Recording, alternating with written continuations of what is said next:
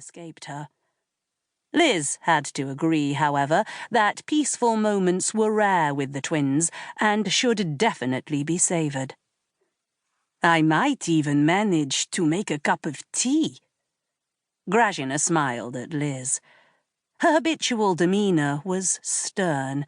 She usually looked like she was about to punch somebody, but when she smiled, it brightened her whole face. Liz liked to see Grażyna smile. She'd had a hard life.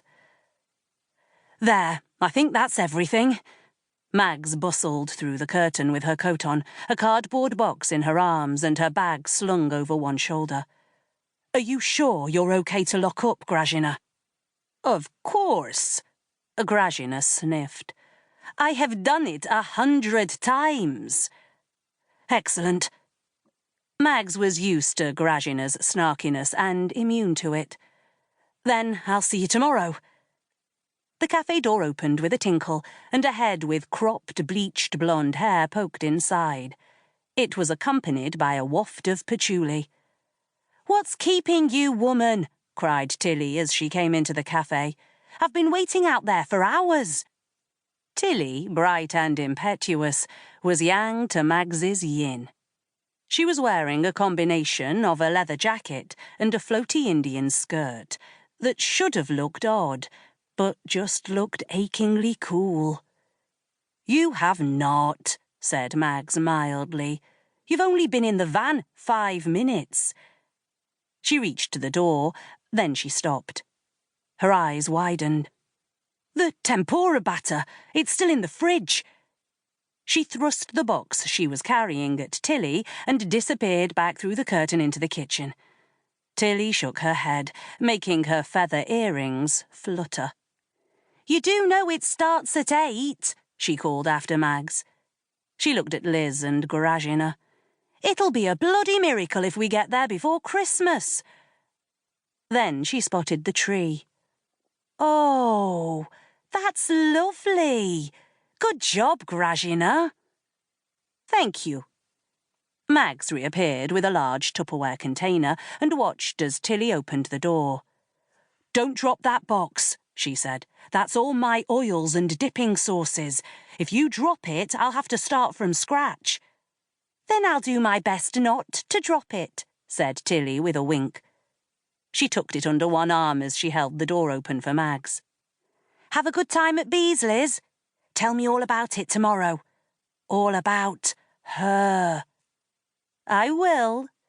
I hope she's nice." "So do I." "Come on, Tilly," called Mags from the street. "You'll make us late." Tilly pulled a face of mock outrage and followed. When they'd gone, Liz helped Grażyna sweep the floor clean of stray pine needles and bits of tinsel. Just as they finished, the boys lifted their heads from the table like synchronized, spiky-headed meerkats. "The tree! Let's switch on the lights. And do a Christmas dance. And put up our chains. What are we going to put them up with? Have we got any drawing pins, Mum? Or tape?" Grażyna met Liz's eye. So much for her cup of tea. The air outside was crisp, and the cobbles were treacherous underfoot. Liz carried her bottle of wine carefully. She didn't want to slip and drop it and turn up at Benedict's empty-handed. She tiptoed gingerly down Sandgate, the narrow cobbled heart of the fishing town of Whitby, lined with small independent shops selling souvenirs, books, ice cream and handmade jewellery. Even though it was dark, there were still quite a few people out and about, making the most of the extended Christmas shopping hours.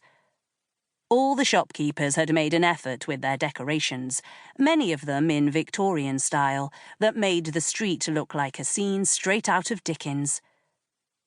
When she emerged from Sandgate, she turned right onto the harbour, towards the swing bridge that crossed the River Esk and led to the more modern part of town. The bridge was up, so Liz had to wait with the other pedestrians as a fishing boat passed through to the marina. While she waited, she watched the twinkling reflections on the North Sea as it